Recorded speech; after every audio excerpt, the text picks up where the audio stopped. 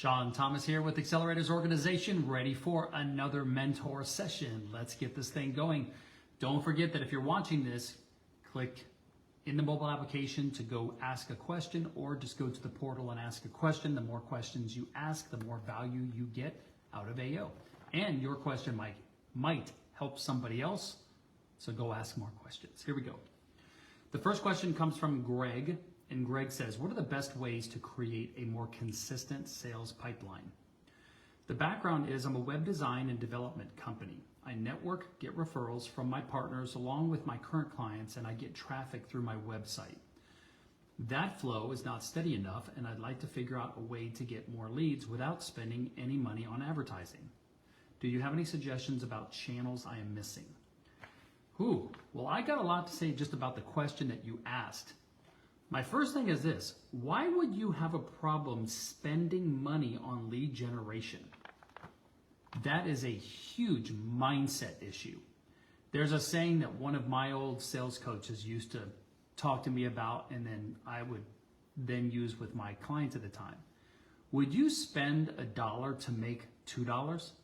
Of course you would. And I'll tell you this. I have asked this question years ago to a lot of different people. If I ask somebody, would you spend $1 to make $2, and they hesitate or say no, I walk away from them immediately, because they have huge mindset issues, huge. And I'm not interested in wasting my time even trying to convince them of the way it would work. The answer is emphatically yes to the question, would you spend $1 to make $2? Why wouldn't you? That's crazy. Just do that 50,000 times. Would you spend $50,000 to make $50,000? Of course. 50,000 plus your another 50, so 100. Of course.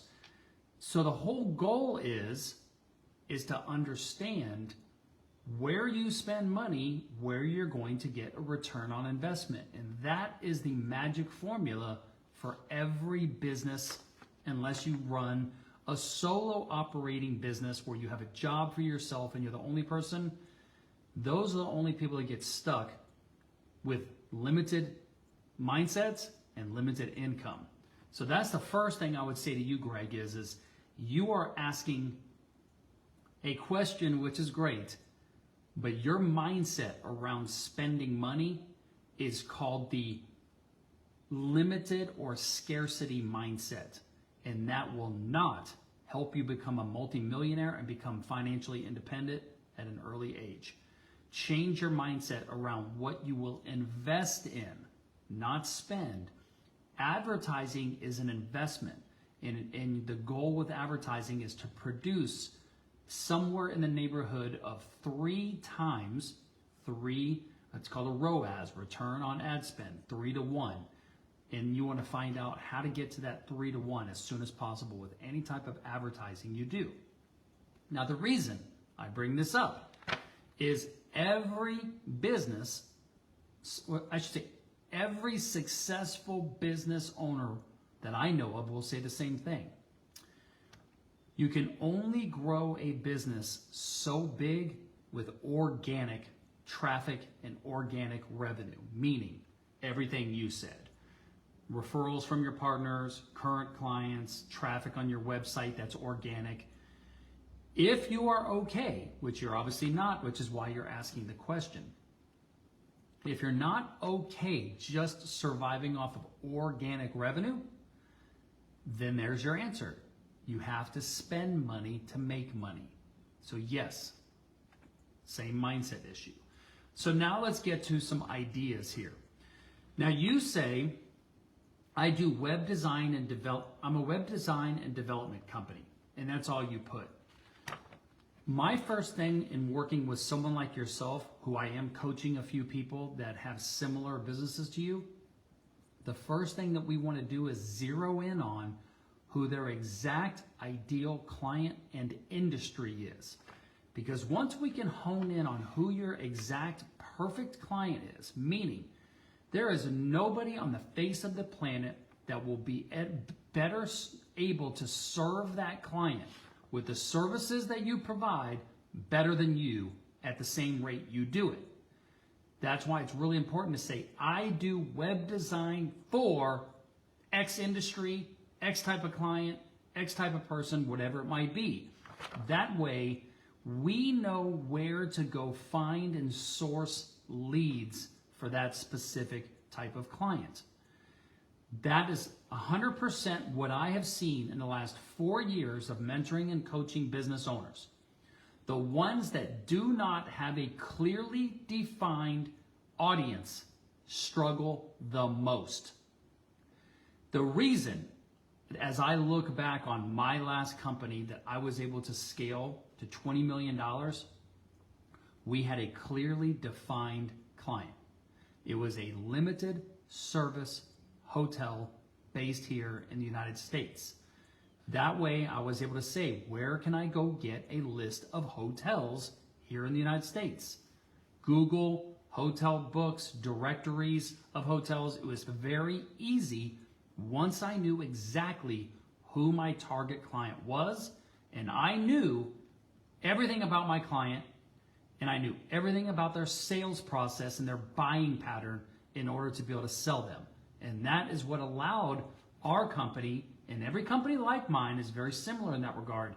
They know their industry so well. They know their clients so well, and they know how to find those leads that they can create a duplicatable system, sales system, to go out there and sign up more and more hotels, more and more clients. Then my job as CEO and owner of my company then turned into hiring salespeople to go duplicate the process, then hiring all of the people that were needed to facilitate the orders. So in your regard, it might be more graphic designers, copywriters, those people that understand web pages, the platforms, etc. So that is how I would answer your question is I would need to understand a little bit more about who your clearly defined audience, customer, and industry is. If you don't already have that, not every small business owner, especially freelancer, does. Freelancers that just do web design and development will usually cap out at most $100,000 a year just doing organic, and then they start to experience serious burnout because they don't have monthly retainer contracts. They have to go sell something in order to get paid brand new money each month, and it leads to serious burnout. So that would be where I would start as far as getting leads for your web design and development. Once you figure out that strategy of who your ideal client is, an audience and industry, you can then start advertising Google AdWords, Facebook ads, social media ads, whatever it might be. I would start spending $1,000 to $1,500 a month in advertising to try to figure out where I'm going to get that 3-to-1 return on ad spend. An agency who's going to manage that whole process for you, probably going to be somewhere between $1,500 and $2,500 a month minimum. The really good agencies, the ones that really know what they're doing, are more in the $5,000 per month range because there is a ton of people needing this out there. So they don't want to waste their time and energy with someone that can only afford $1,500 a month. What we have found in the agency world, because I work and coach a bunch of agencies, the clients that can only afford $1,500 a month end up wanting the most work. They're the hardest to deal with. They always want to know something. They always want to talk, and they're the problem clients. Talk to some of the other agencies here in the group, and they're going to confirm that that's probably true. So that's how I would answer your question. We can certainly go down the path more on this as you start to clearly define who your exact client is, but it sounds to me from your question that that's where your problem might lie. If it isn't, rephrase the question, submit it again, and maybe it's just you have to figure out where to find those leads, and then we can go from there. Okay, I've got some other mentors answering this for you, so we'll see what they have to say as well. The next question comes from Ricardo, and Ricardo says, how do you hire virtual assistants from another county? I think he means country. Do you have to add them on payroll, or do you simply wire them their wages? For example, hiring an assistant/video editor in the Philippines.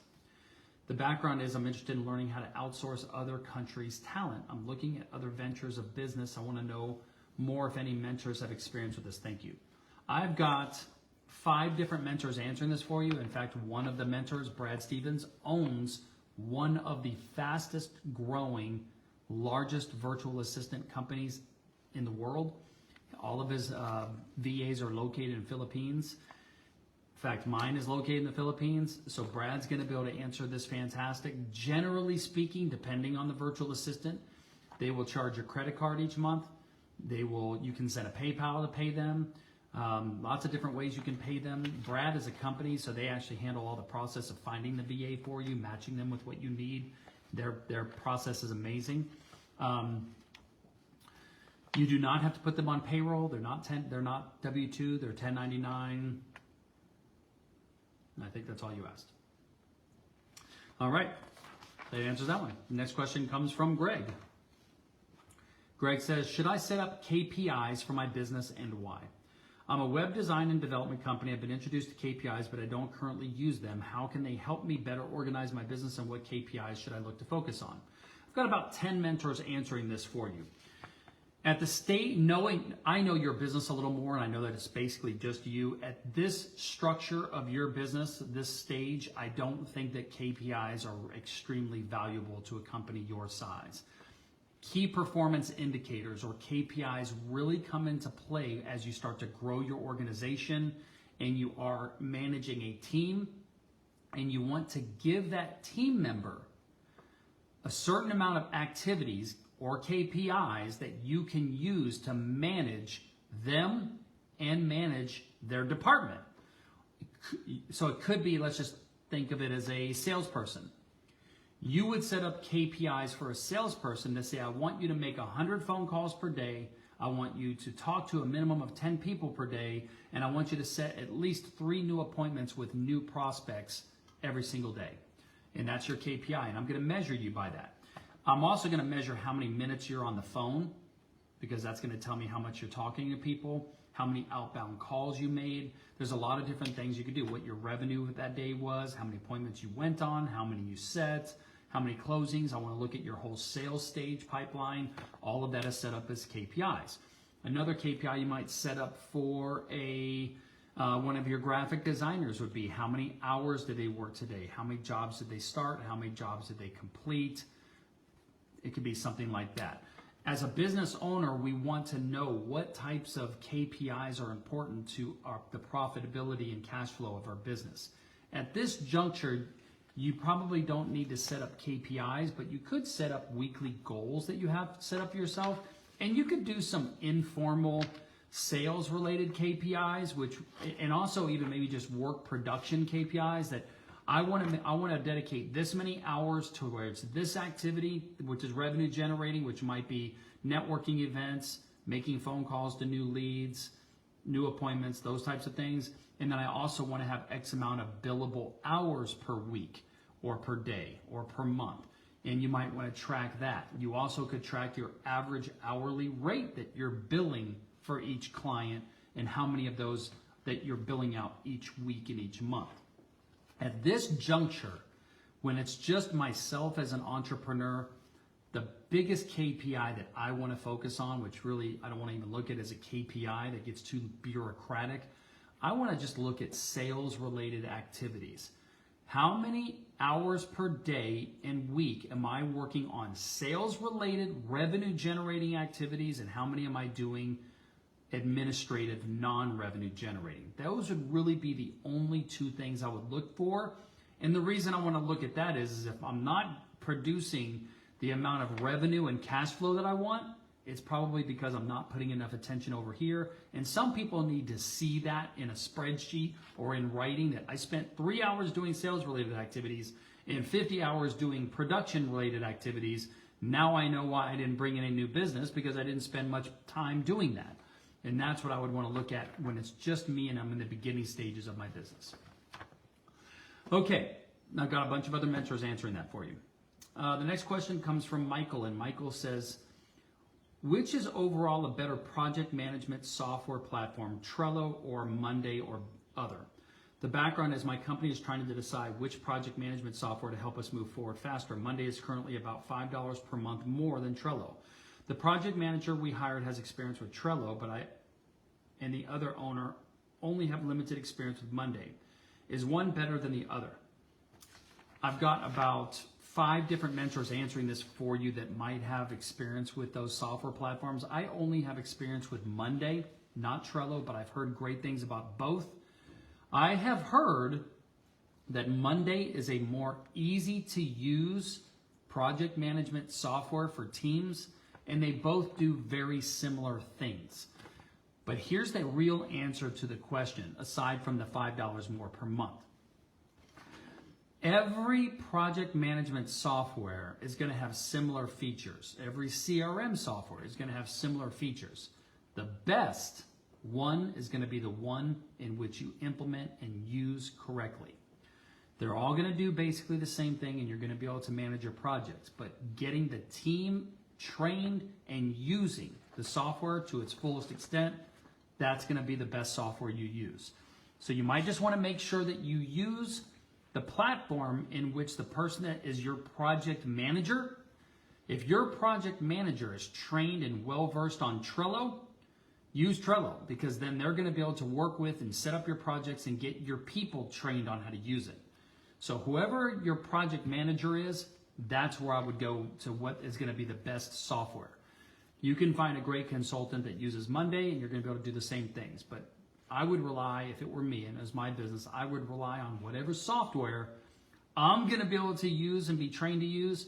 But best is going to be whoever my project manager is that's going to be managing all my projects for me. Yep. Hope that helps. Okay, the next question comes from Bridget. And the question is, I live in both Florida and Colorado. My residence is listed as Florida. Where should I register my LLC? The background is my girlfriend and I are starting a jewelry business, which will primarily sell online. I'm the funds. She's a goldsmith and will be making the jewelry. Okay. Being that this is a legal question and a tax question, I don't feel comfortable answering this for you. This would be a question you would want to ask your accountant and probably your accountant, because setting up your single member LLC or even a regular LLC in which both of you are going to be members, legally, I don't think it truly matters where it's located. Yeah, I really don't think it matters. I would talk to my CPA or my accountant and ask them from a tax perspective where would be best and let them answer. One of the things we try to stay away from here in AO is we do want to give you some insight as an entrepreneur and fellow entrepreneur, but when it comes to legal and tax questions, human resource questions, those types of things, you really want to talk to your counsel on that, because those have legal and tax consequences. So that's where I would go. Okay. If you don't have an accountant and you need one, shoot me an email to Shawn@askamillionaire.com and I will refer you to one. You should have one. Okay. Okay. The next question and the last question comes from Ricardo. And Ricardo says, what are some practical ways to show team members appreciation? The background is I own and operate a barbershop with 3 other barbers. I want to continually show gratitude and appreciation. How can I practice this habit without breaking the bank? All right, I got about 10 different mentors answering this one for you. This is a great question. I love this question because it shows that you really care about your team members. Okay. This is a double-edged answer. When it comes to showing appreciation to your team members, remember this. Everybody is different. You might have one team member that might want cash bonuses. You might have another team member that wants time off. You might have another team member that just wants a plaque on the wall that shows that they're the barber of the month. And there might be a combination of all the above. The best thing that we can do as business owners and managers of our team is to get to know the team members. Find out what motivates them. The best way to find that out is to ask. Whenever we make assumptions on what somebody might think, the risk factor of us being wrong goes up tremendously. Ask questions. Hey guys, girls, if I was going to award a barber of the month, What would be the best ways that you guys would like to receive that recognition? Plaque on the wall, a monetary bonus, parking spot, dedicated parking spot, time off. What would you like? And so we could come up with something that would be fair to everybody. The next thing is most team members usually do like food. Some of the ways to show appreciation would be to have a great coffee. Find out if your team members like coffee or tea, sodas, snacks, and start customizing all of your food and beverage offerings that you have to your team members in the break room. Start customizing it. You could even say, hey team, I'm going to dedicate $100 a week for you guys.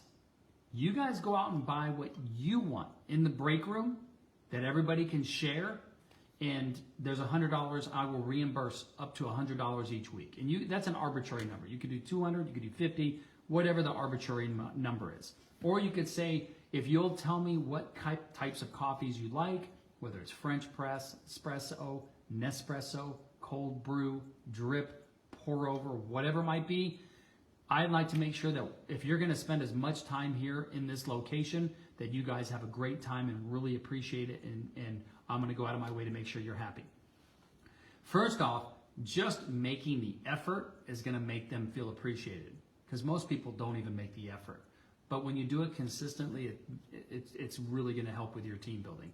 You could also do social events, taking everybody out to happy hour, taking everybody out to an arcade, doing some sort of off-site team building, like going axe throwing or race car driving, just any kind of team events in which you can bring them and maybe even their significant others. And you could even do a family day if they have kids as well. But all of those types of things, they all add up over the lifespan of somebody working on your team.